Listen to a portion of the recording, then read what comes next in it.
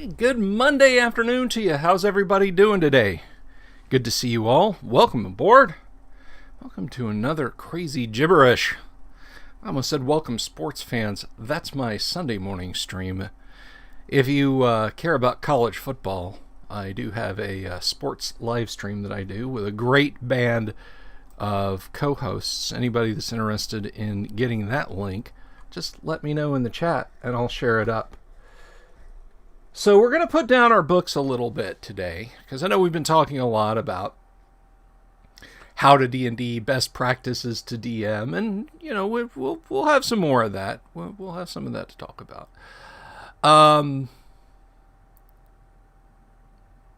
But I want to answer your questions today, because I've been seeing a ton of questions in the Discord. Hello, Chris.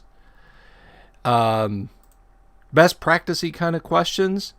And I think it's beyond the scope of, well, I can just cherry pick that and, create an entire live stream based on someone's discussion.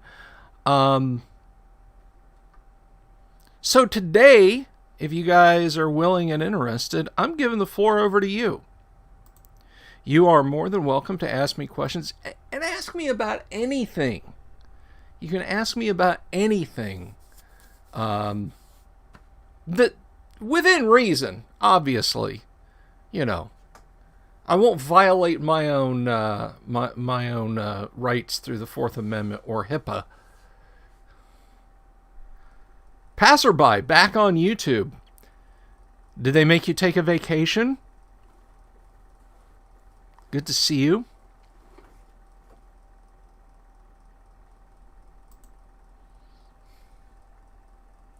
My wife's cat is vexed at me because I'm sitting in her napping spot right now.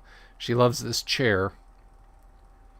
And so she's angrily rubbing herself against my Darth Vader standee over here. So I was hearing it move and slide around and so on and etc.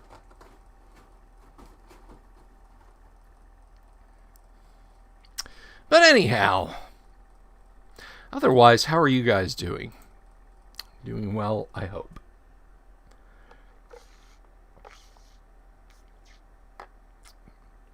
I want to give a couple of shout-outs today. Shout out to Todd and Anna over at Gods and Monsters. Just because. I love you guys to death. Y'all are wonderful. My favorite comic book, sci-fi, role-playing game, general hangout, bar, because they have a bar. If you're in the Orlando area, check out Gods and Monsters down on International Drive. They are awesome. Vault 5421, go wet your whistle in the wasteland. It is a fantastic Fallout bunker. Fallout is in the RPG. Over to... that's why I lost a viewer on on Facebook. Okay. But anyway, yes, please do go check out Vault 5421. In Orlando, on International Drive. Tell Todd and Anna I said hello. That won't get you anything. No extras, no bennies out of that. But, hey. And bring your caps. Because they have quite the menu of liquid comestibles there. Love them to death.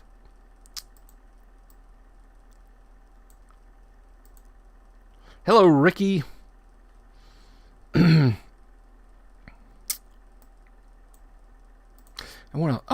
I can't forget my buddies over at Bards of Greyhawk. The premier Advanced Dungeons & Dragons First Edition themed band. They made the absolutely awesome track Summer Mountains, which I've played some for you guys. I'm just about ready to debut the channel opener credits trailer thing. I want to put a little bit more polish on it, but it's coming very soon. I've got it together. It's a lovely acoustic track. They approached me. They said, "Hey, would you like some theme music on your live stream?" And I said, "Yeah, but I can't. I couldn't ask you guys to step up and make music." And they said, "No, we'll do it. We'll do it." And so they I had a meeting with them, a virtual meeting. I think they're out. Rich, if you're out there, you want to correct me, but I think those guys are out in Colorado. Again, I could be wrong.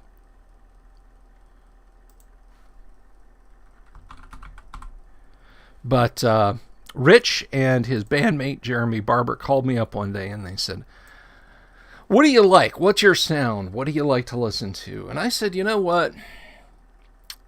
Think about like Led Zeppelin, Braun E. Hour, or some of the mellower parts of Allman Brothers' Idlewild South, Laguna Sunrise by Black Sabbath even, stuff like that." And they put together an absolutely fantastic track for me that just, it's amazing. It is chef's kiss perfect. And I love it to death. So thank you, and big, huge shout out to those guys over there, because it is just a phenomenal piece of music. It is really, really quite nice, and I'm glad to have it. And I'll play it on the show for you guys. It's good stuff. It's great stuff.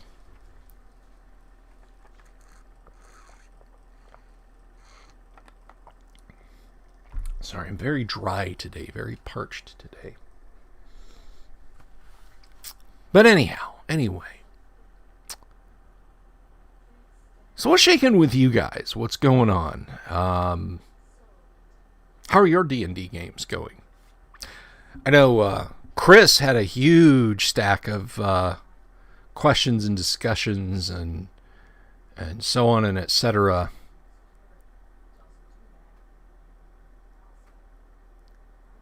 Let me see. Let me see if I can find the old Discord here.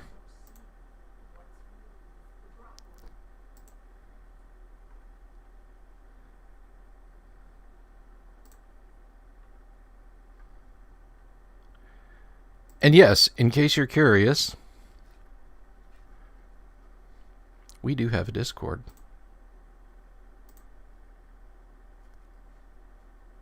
For those of you who might not already be over there, check it out.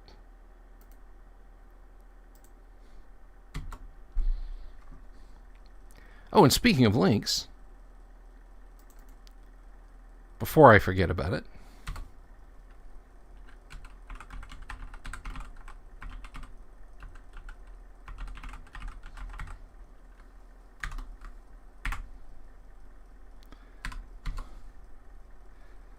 the guys over at Bards of Greyhawk. You can check them out. Ricky says, "Mine is going well. They had fun clearing out their new dungeon base." So they're actually based in a dungeon. That's pretty clever. I had a party decide to do the same thing for a while.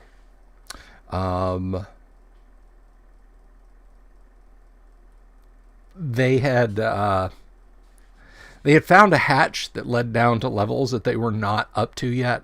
And they came up with probably the most clever thing in the world that I've ever seen a party of adventurers do. They had fought, I want to say it was some shadows. They had fought some shadows. And they were at like second or third level in terms of overall strength. And what they did next really just surprised the hell out of me. So I said, there's this hatch. It's the only obvious way down to the second level of the dungeon. And so they said, all right.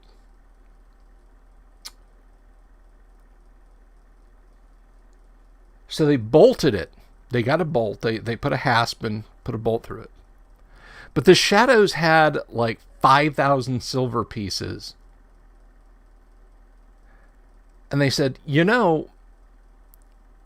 that's only about 5,000 silver pieces would be 300 gold pieces, I think. Anyway, well, 20 to 1. 20 to 1, that's 5, It's not a lot of gold. The point is, it's not a lot of gold. So they took the barrel that these were in, and they dragged it over the top of the hatch, contending that along with the bolt, 500 pounds of weight on the hatch should be proof against anything normal that wants to try and come up it. And I figured that was about right, so I stopped rolling random encounters for the level of the dungeon they took over. They had a very clever idea, and I let it work.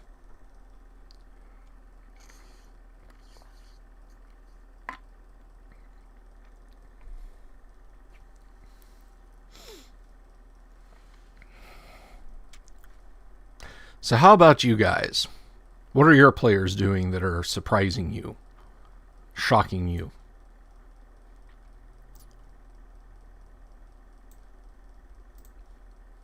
Anything interesting? And if you're hanging out over on the Discord and you've got any questions for me and you want to ask them there in the Discord, that's fine too. If you're just kind of listening in the background. Listening in the background? Of course, tomorrow we will have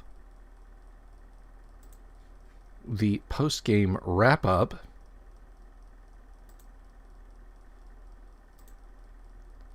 from the Monday night game. And I'm hoping today to get to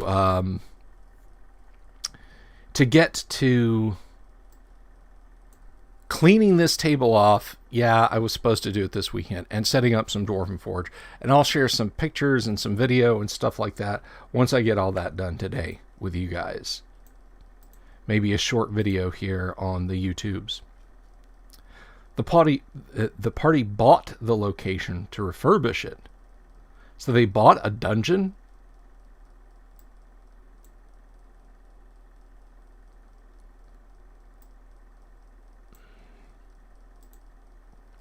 Your party bought a dungeon. That's interesting. Or did they buy a location they didn't know a dungeon was in? How'd that work out?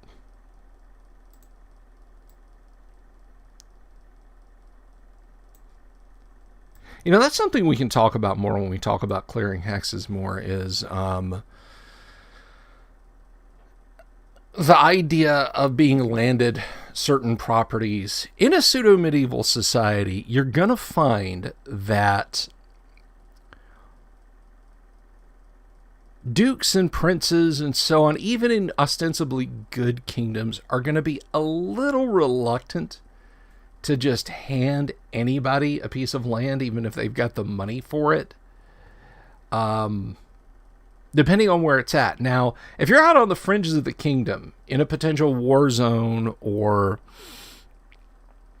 up against the kingdom and where it starts to merge into the great far unknown, a la the Keep on the Borderlands, you may well find yourself in a situation where they're just throwing the land at the players.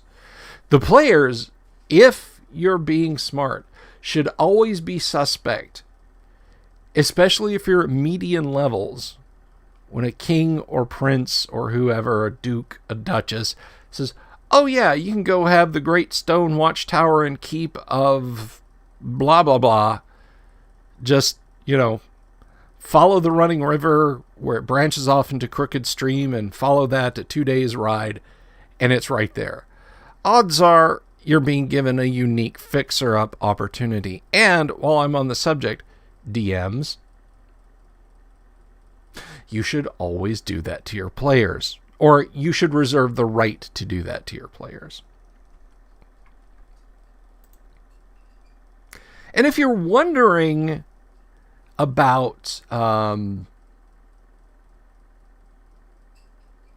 certain modules and clearing hexes, this is a fine way to introduce the mid-level modules. White Plume Mountain.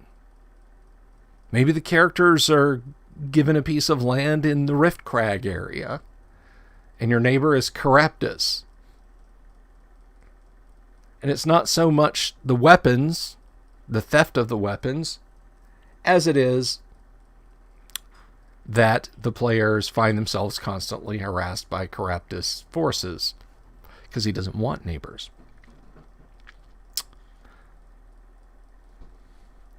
So Ricky says, they bought a temple home that was abandoned for around 100 years. 2 previous owners tried to buy it and were killed, so the party bought it. There you go. That's it. This lovely 3-story colonial here on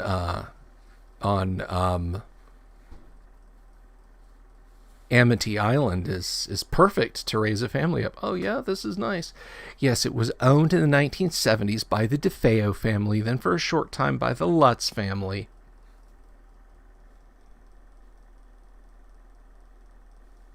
The Ghost Tower of Inverness was a fun home base for one campaign we did.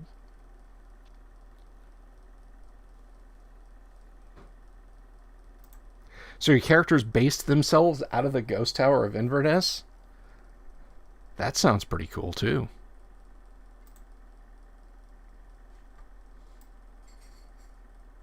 That sounds like a real winner.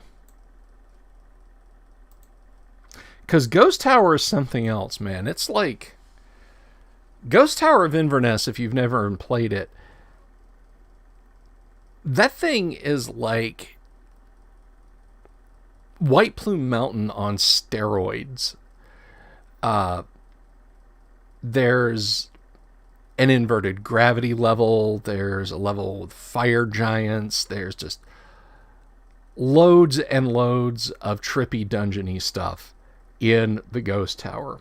Now, I had asked Alan Hammock this, which is one of the first non-J.R.R. Tolkien fantasy stories that I read.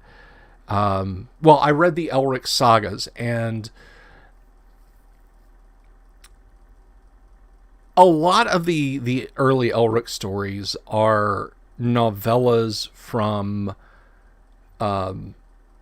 magazine submissions that Moorcock had written, sort of glued together with an overplot into this story about Elric and his eventual doom, which, if you've read The Jewel in the Skull or the Chronicles of Hawkmoon, the Chronicles of Corum, all of the Champion Eternal stories have depressing endings. Corum dies at the end of the Chronicles of Corum. Sorry, spoiler alert. Elric dies at the end of the Elric sagas.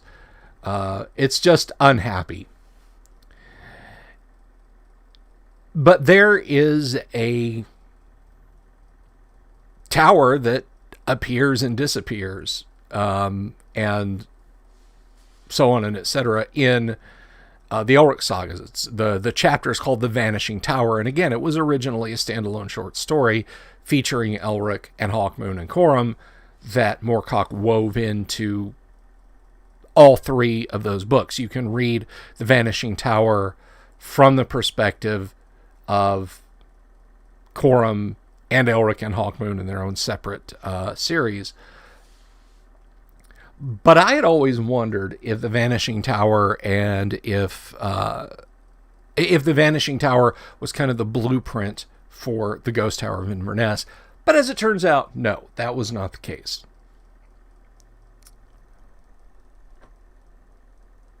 Already on it, used the 5e module Lost Mines of Phandelver, turned it into something like the Caves of Keep on the Borderland. The party consists of dwarves looking for a mine to exploit. Very cool.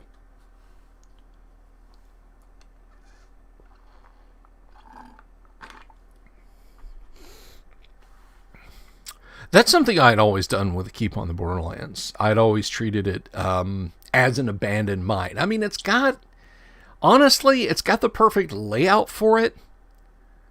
All the various tunnels and galleries and so on, and then there's a few natural caves. I just deemed that whoever was running the mine, either it had played out, or they had, to quote the master, dug too greedily and too deep. And the keep had been set up there kind of initially as the base of operations. Well, when the mine was abandoned, the keep stayed because of constant humanoid raids from the east, if you look at the map in Keep on the Borderlands. And then the monsters, well, they figured, well, we'll set up an outpost too, and moved into the abandoned mines, and they gradually became known as the Caves of Chaos. So that's where that's kind of my rationale for the monster condo. That is the Caves of Chaos. Monster Condo, by the way, if you've ever played Doom 2, and you should, Monster Condo is one of my favorite levels of Doom 2. I like it quite a bit. It's laden with traps. It's gloomy. It's got a lot of surprising secrets. Now, here's something that got discussed, and I missed this, and I feel bad about missing it. I should keep better tabs on my own Discord. But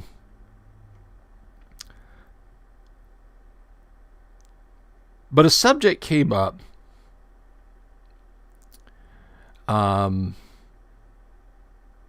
Chris, I believe, was saying, the teleporters are hard no matter what. I don't enjoy them as a player or as a DM.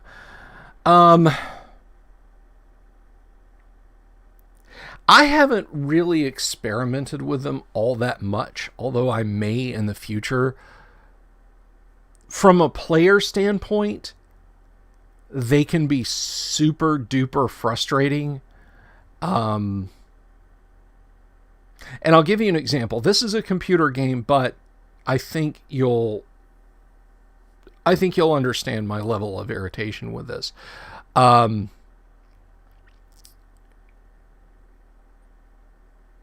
In the Pool of Radiance, my brain kept wanting to say Doom 2, and I knew it wasn't that. Although there's teleporters and teleporter traps in various Doom maps. But in Pool of Radiance, there is, once you get out of the city, there is an area you can encounter. It's this pyramidal structure. And it is filled with some seriously dangerous OP monsters. They are very, very tough. And the dungeon area that they're in is very mazy. And I seem to recall that your auto map for some reason doesn't work. I could be wrong. I know there's a couple of areas in the game where auto map doesn't work, but this is one of them.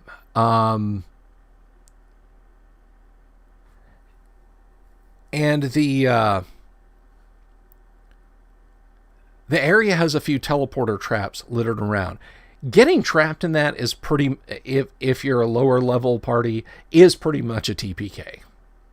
Hey, Chris. Welcome, welcome.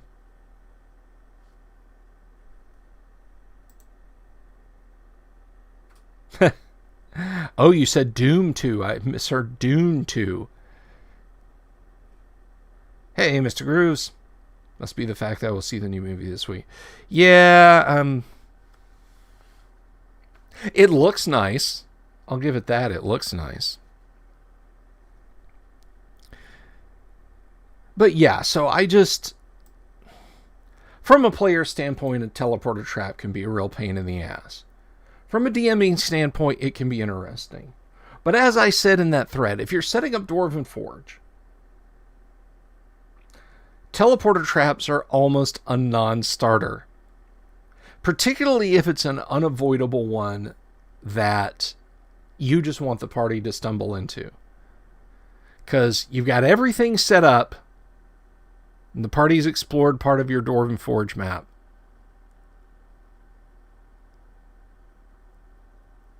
So what do you just pick the whole party up and then put them in a new section of the map and only uncover where they're standing? I mean, I guess you could do that. And that's something that's very important. A lot of people ask me, it's like, well, players can just see the dungeon if you set it up in Dwarven Forge. Not if you use cloths. You've got to cover up the places the players haven't been with black cloths, pieces of paper, something like that. I got a big piece of black felt years ago and cut it into various shapes, and thus was able to cover up parts of the dungeon. And I still do that to this day. I've got pieces as small as 2 inches wide by 4 inches long, and then I've got like 2 foot by 2 foot pieces to cover up particularly large areas of the dungeon.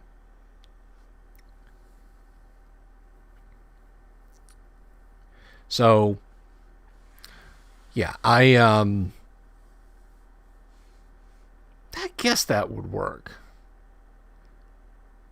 You know, when you've got a party as large as the one I have, and you're talking about using Dwarven Forge, what I recommend is set up miniatures in the marching order of the party to the side. And then for the purpose of exploring, just use a guidon. Just get yourself a little flag stand from wherever and just use it as a guidon to indicate where the party is in the Dwarven Forge. When fighting goes down and the players really want to indicate where they're at, then move their minis into the area where the big payback is going on. But I would not recommend, unless you've just got a few players in your game, 5 or 6. If you've got 16, as I have, I do not recommend that you try and move 16 miniatures every 10 feet, 30 feet, whatever they explore. It can be a bit of a pain in the hinder.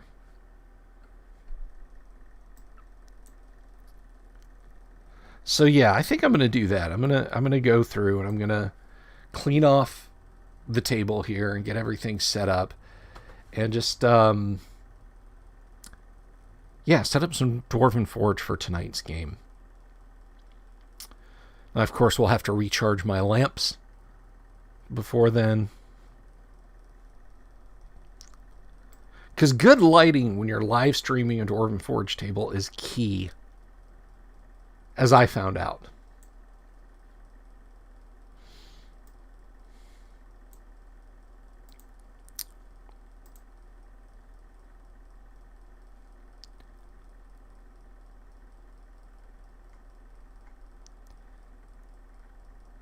And speaking of terrain, yeah, this is something I was talking to Ricky about this morning, in fact.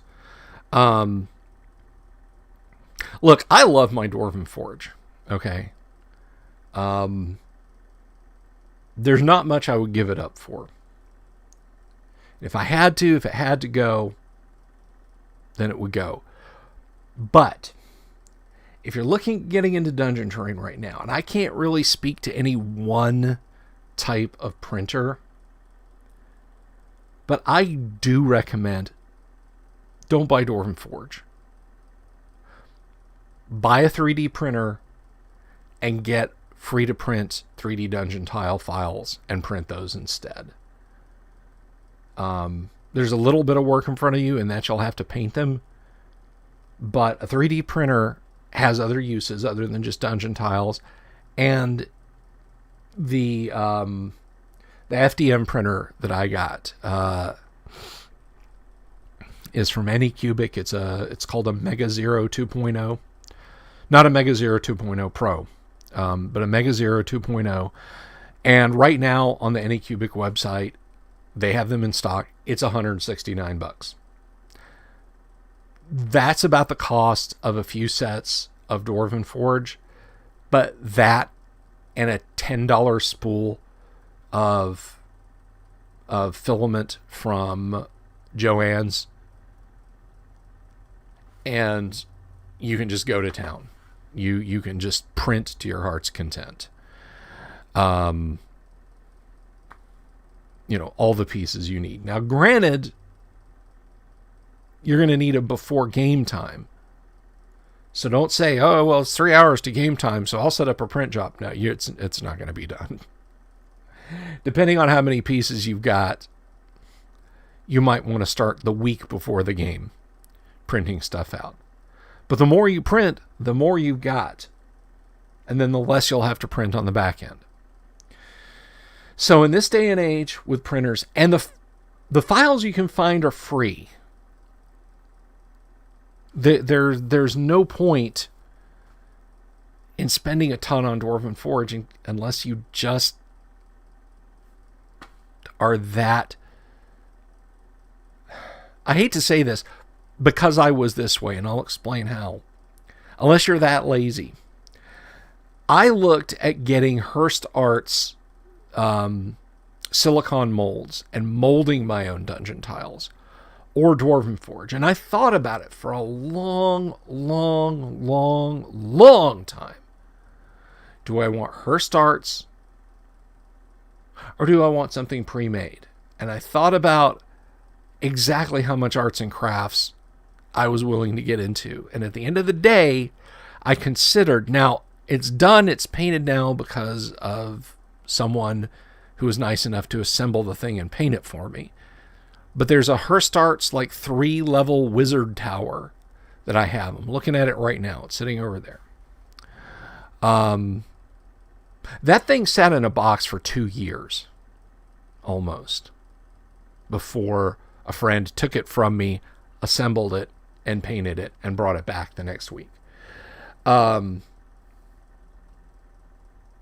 Using that as a guideline, I realized that I would be doomed if I bought a bunch of molds. I would have cast a few pieces, and then the stuff would have sat there until the molds dry rotted.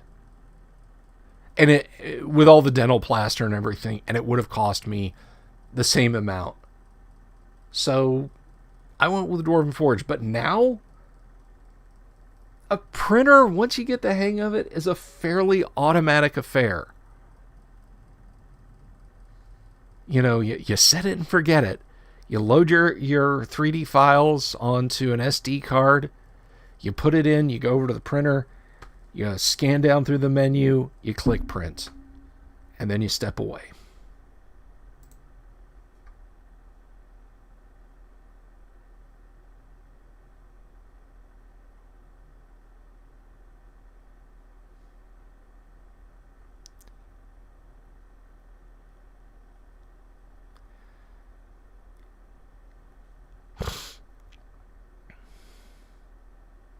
Mr. Grooves, I spent years mapping level 10 of Wizardry 1 because of teleporters. Yes. Oh my God. Oh, Andrew Greenberg, wherever you are a villain of the first water. Yes. The teleporters in Wizardry, and they showed up again in the Bard's Tale games. I'm pretty sure they were in the Ultima games. I know they were in Questron and Questron 2. Curse those things.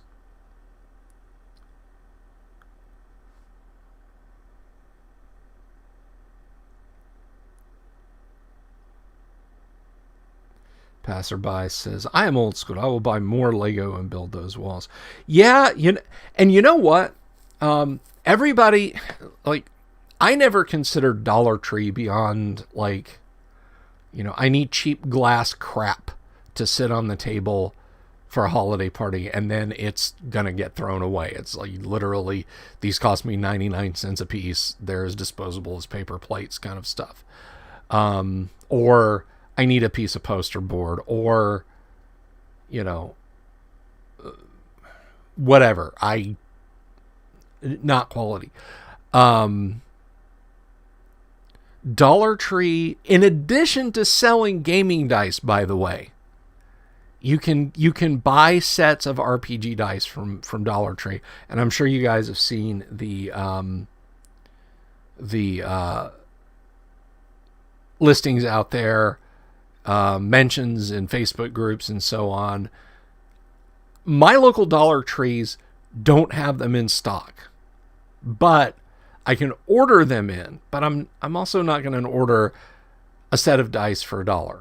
I have plenty of dice, but the point is, as shocking as it is, Dollar Tree does have gaming dice. Some people have said that they've gone in and seen them hanging right there. Some people have gone in and seen the little bayonet clip where they're supposed to be, but they're empty. But there's something else gaming related you can get at Dollar Tree. Lego. They're not called Lego, but they fit up with Legos, and they're incredibly cheap for big bags of them. So if you don't want to 3D print, and if you don't want to make her starts, and you don't want to get Dwarven Forge, you can absolutely get Lego at Dollar Tree, knockoff Lego, and build your dungeons out of those.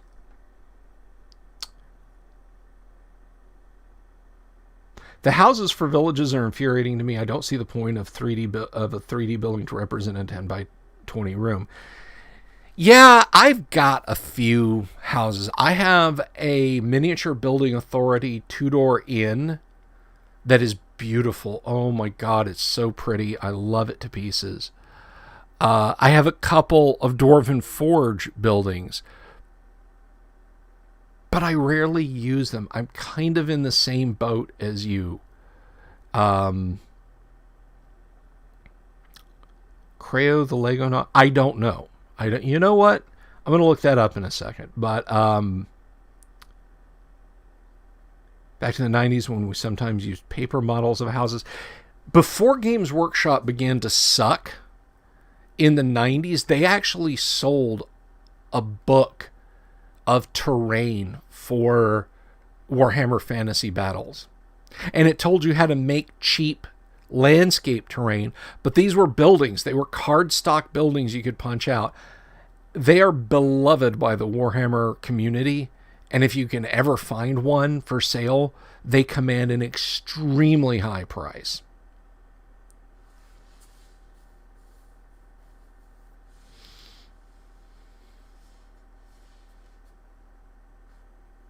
I mean, I don't mind. I don't mind the height of Dwarven Forge walls. I just don't.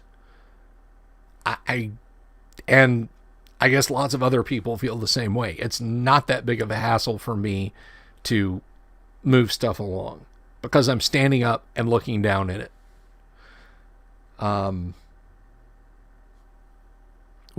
It's just never been that much of a problem.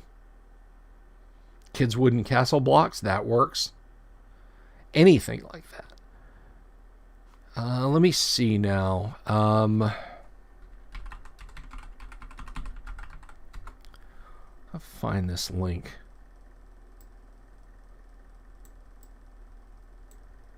Shop Thrilling, $1 fines. Shop by department.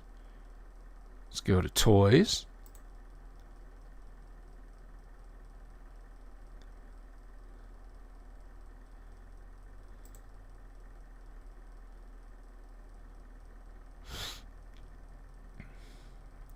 Minifigures. No, they don't have miniatures, unfortunately. How nice would that be if they did, right? Make It blocks. That's it. They're called Make It blocks.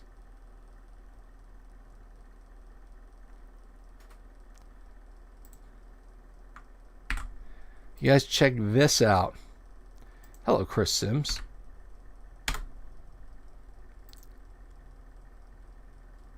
Make It blocks.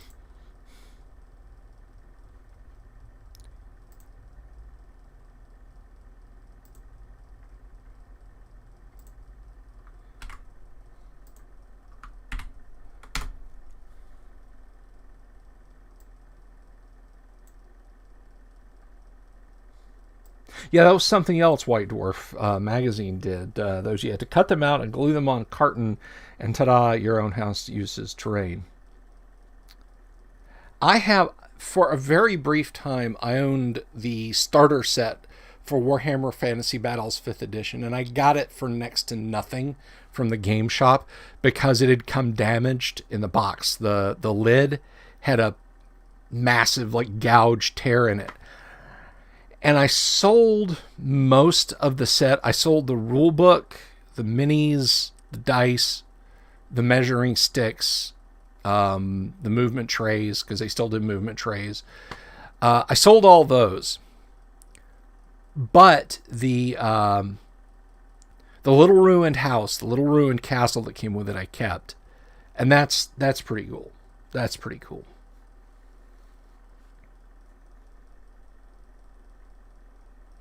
Now, one thing I did try, and this might interest you, Grooves, and this might interest you all, is, and I actually reviewed these when they came out.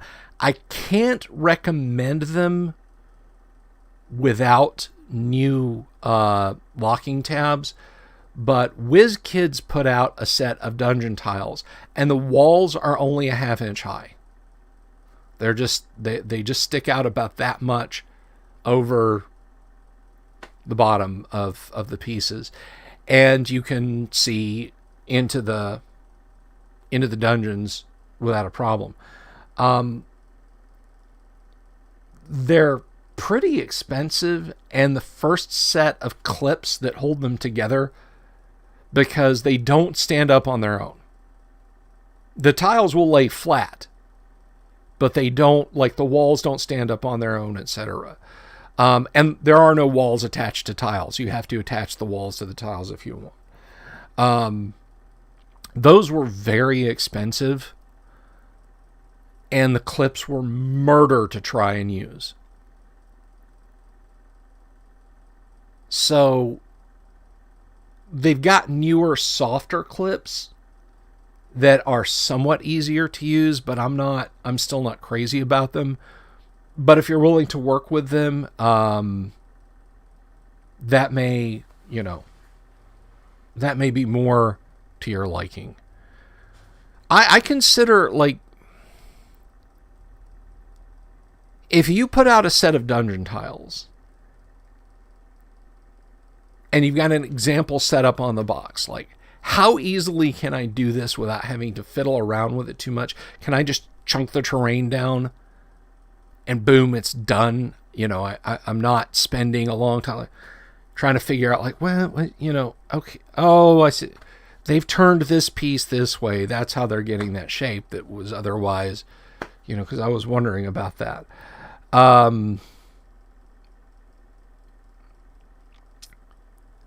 That was a lot of the WizKids set when I built their example setup. Not impressed with a WizKid. Is it a Dragon Lock? Something like that. Can I see it from up here? Because it's stacked up with a Dwarven Forge. But I haven't used them. I haven't used them at all. Dungeon sticks that work pretty good. You can 3D print them. Oh, I'll check into that. Unless the knockoff Lego is cheaper than my current Lego supplier, I won't buy it. Well, I don't know. I don't know how cheap your current Lego supplier is. These are $1 a set. They have a storage case. It's for $1. Large plastic bases. They cost $1. 100-piece set of building blocks is $1.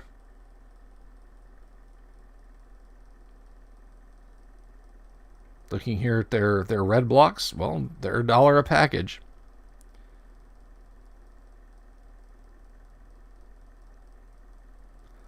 Oh my God, they have an A10. Like an A10 Warthog Make It block kit. That is too cool for words. It's tiny. It's a little tiny A10. How spiffy is that?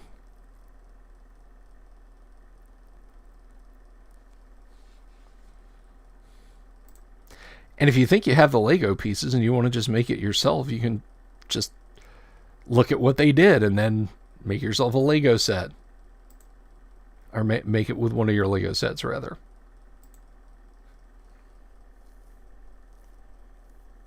You probably need 2 sets to make a decent sized dungeon. They just sit on top of the battle mat.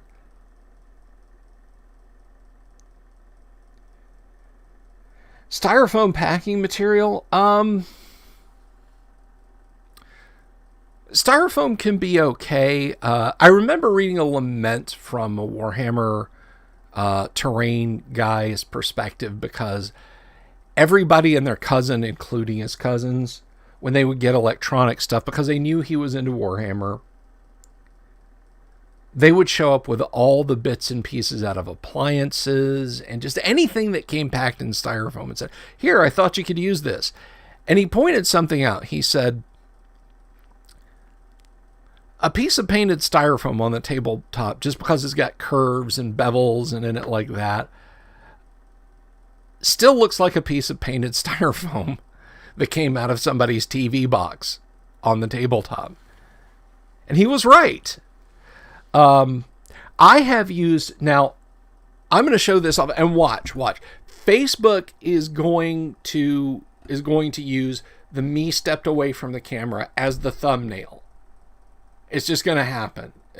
So hang on one second. For those of you who haven't seen this, and I think many of you have, but I'll show this to you.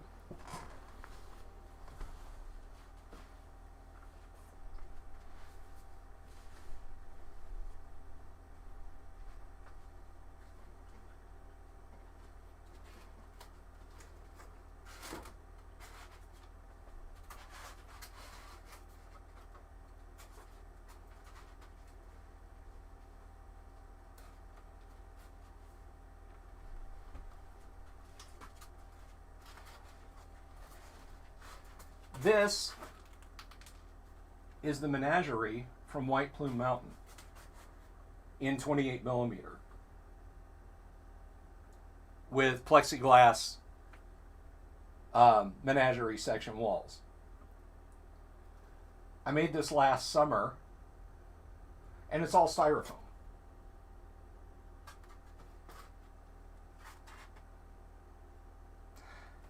Boy, was this thing a pain in the ass to make.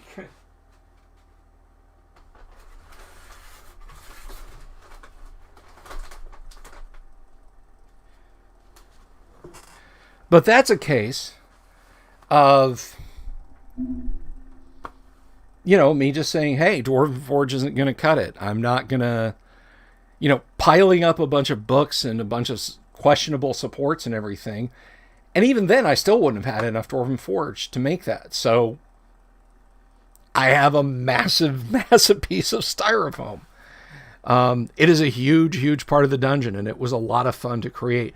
The bottommost level is actually a box of the 2-inch wide by, or 4-inch wide by 10-inch long Dwarven Forge foundation, for lack of a better term.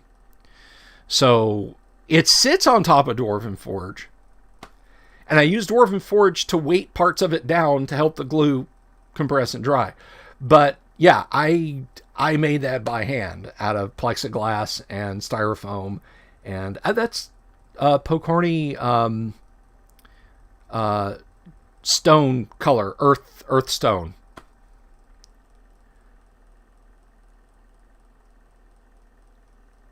The worst part of it, the absolute pain in the ass, was the plexiglass. Oh my God, I did not realize how hard plexiglass was to work with. Guys, I'm not kidding about this. I was wearing safety goggles. Well, I was wearing safety glasses, like wraparound safety glasses, when I was cutting and snapping the plexiglass sections for the Menagerie walls. And when I broke a piece off of the master sheet, a shard managed to go under the glasses and catch me right in the middle of my eye. I felt exactly where it hit, and I was absolutely certain I'd cost myself my vision. My eyes are extra sensitive because I've had LASIK. I still have to be careful about things hitting my eyes and so on. I'm always really careful about that. But yeah, I felt that shard go plick right in the middle of my eye lens and slammed my eye shut immediately. And I was like, well, when I open my eye, am I just going to see like nothing but like a starry blur? Am I done? Is that it? So I came in the house and rinsed out my eye. Fortunately, that was not it. Obviously, I'm not blind, but I almost did put my eye out, kid. So yeah, in the final balance, so I'm glad I made it. I'll run White Plume Mountain again one day, and when I set that thing on the table, whomp. I hope players are impressed at my efforts. I used bamboo skewers to help hold the sections together. Like I didn't just glue them, but there's actually old bamboo skewers that I slid very carefully through the sections. And I used a Wonder Cutter, a floral, basically a floral craft heated cutter to carve the 2x2 sections. Now, one thing that I found out, much to my embarrassment when I was done, this is actually 2 inches longer on the long axis. It may even be the short axis too, but it's 2 inches longer than it needs to be. And I think that has to do with my construction technique.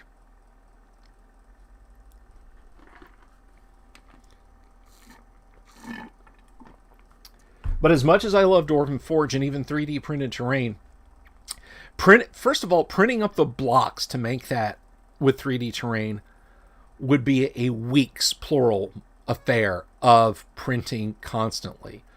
That would probably be a couple of spools of FDM, and depending on how strong my infill was, it potentially could be it could weigh 50 or 60 pounds. So where I've got it now is on a wire shelf that's just fixed in drywall. It's not hanging on anything. It's not like fixed to the concrete like these shelves over here are. Yeah, that out of 3D printed material would have been insane. Plus, I don't think I had my 3D printer at the time. But yeah, that's an example of me handicrafting something instead of going for Dwarven Forge. I just knew there was no, I could have made it out of Dwarven Forge if I'd made it considerably smaller. But no, I wanted it to look really cool. So I handmade it, handcrafted it, and I'm very proud of it. But in the overall, I say 3D print your own terrain. In order, I think you should 3D print your own terrain, because a 3D printer is a one-time expenditure. That is for the printer itself. You get to grips with it. You get it set up. You start printing. It is, it has other uses. You'll find yourself making other things with it. And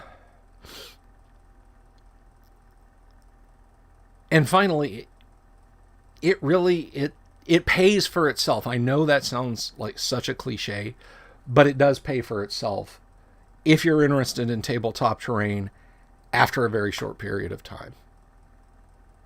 So that's just my 2 cents on it. Although I am a little disappointed in the Polaroid white filament PLA. I'm looking at it right now and it broke. It snapped. I know you tend to think of it as like flexible. It's like fishing line, but this stuff from Polaroid is very iffy. Although for $10 a spool from Joann's, that's not terribly bad. But anyway, that's how I feel about terrain, and I like it a lot. Terrain and miniatures. Miniatures have been part of my D&D gig all the way from the beginning.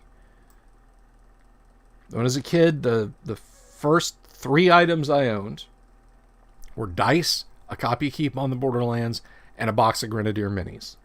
The Heroes and Creatures of Myth and Legend or something. It came with an elven archer, Hercules, a centaur, a Pegasus, a baby Pegasus, a unicorn, a baby unicorn, and a Cyclops. So what we'll do is we'll build a large wooden badger. Oh, shut up.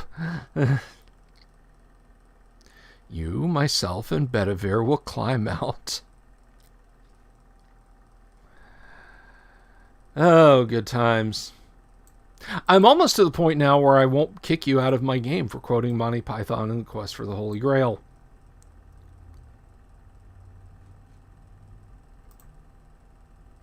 Yeah, Grooves, I'm the same way. My shelves of shame, I've shown them off many times. My shelves of shame are just that. Embarrassing. Shaming. I'm proud of myself for powering through summer. Was it last summer or summer before last?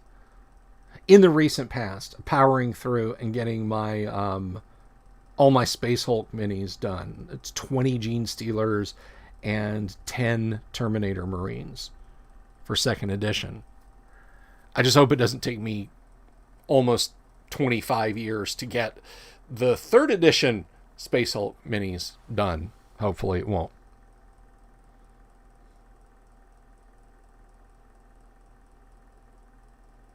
Dungeon Dwellers got me started.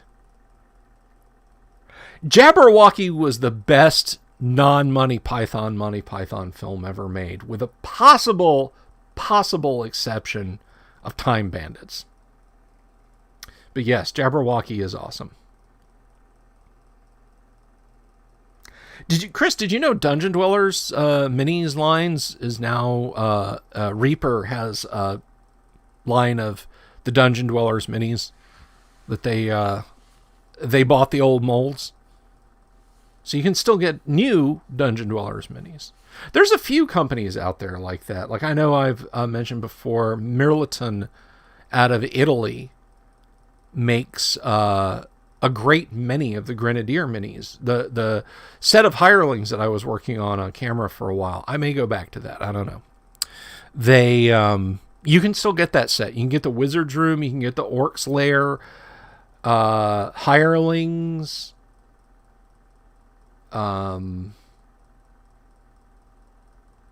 Just lots and lots of classic Grenadier sets you can get through Mirliton.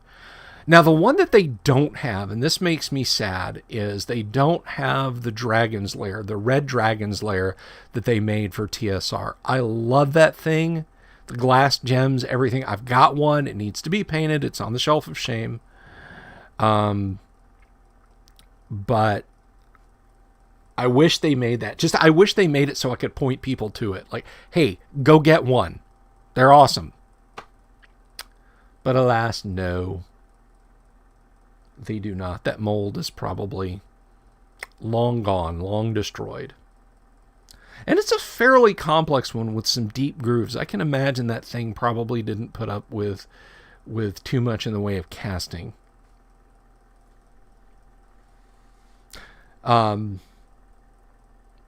There's some creature that Reaper made for a while, Astral something or the other, Astral Stalker or something, that basically it's the Graboid from Tremors. And they stopped making it, and they were very frank about it in their forums. They're like, yeah, this thing, we had to replace the molds for this thing, like, a lot. Just because of how its mouth is shaped. It would, like, ruin the mold. Yes, you do. You should post them up.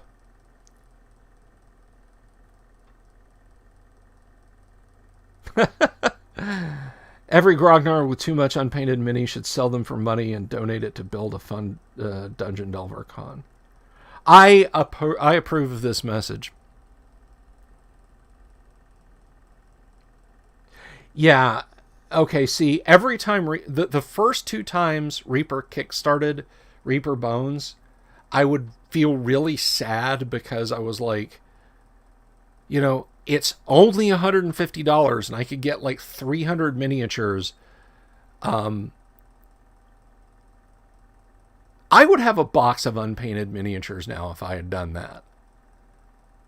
I mean, at the time, $150 was a king's ransom to me. It's still not cheap to me. All right, that's still not cheap. I know there's people that, like today, will spend $150 on lunch and not even notice it. That's like a McDonald's drive-through to them. But for me, that's even at my age, is still a lot of money. And I'm glad I didn't jump in on them. And I'm going to be honest. And I say this as a guy who's got a lot of Reaper minis on his shelf. I personally think there are better minis companies in terms of sculpts out there. Now, I think Otherworld is better. And I think Darksword is years better than Reaper.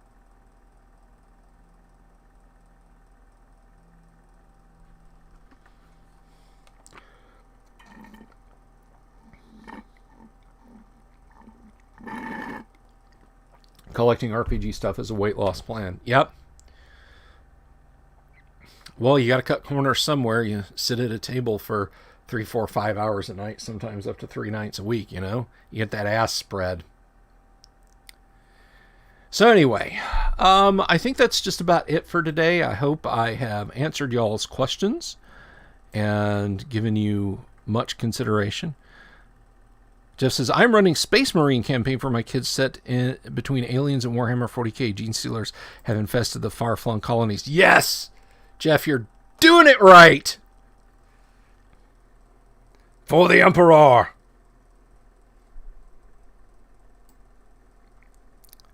That's Jeff over on... I'm going to pin that. Jeff over on Facebook comments saying... Well, you know what? Before we go, I said it was just about wrapped up, but no, I want to know, Jeff, what rule system are you using? I think I know what rule system you're using, but go ahead and surprise us anyway. Now that resin print stuff is taking off, there's better stuff than bones. They're a bit too heroic, IMO. Yeah, really. Maybe next year at some point, if things kind of gel, no pun intended, I'll get a resin printer for characters, because I have tried every config file. Everybody said, oh no, you just need the right config file, and any, even the Anycubic printers, you can print tabletop quality minis. I have gotten one set of 5 tabletop quality minis, and I printed the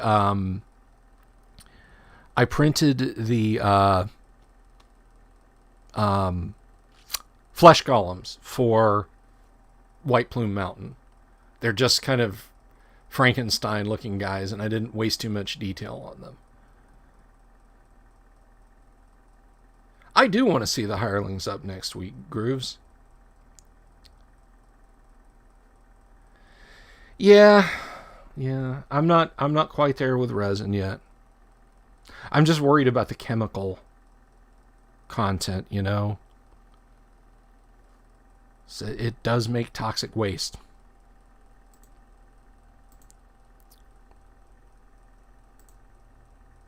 Thanks, Chris.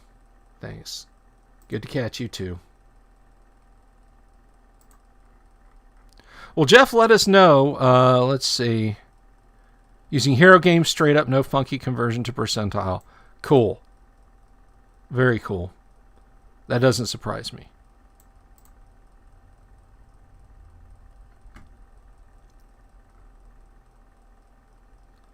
I have the hero designer software and school my boys who are building the various gear. That's really neat. That's really, really neat, Jeff. I gotta have you on the show, Jeff, just to talk about Hero System one day.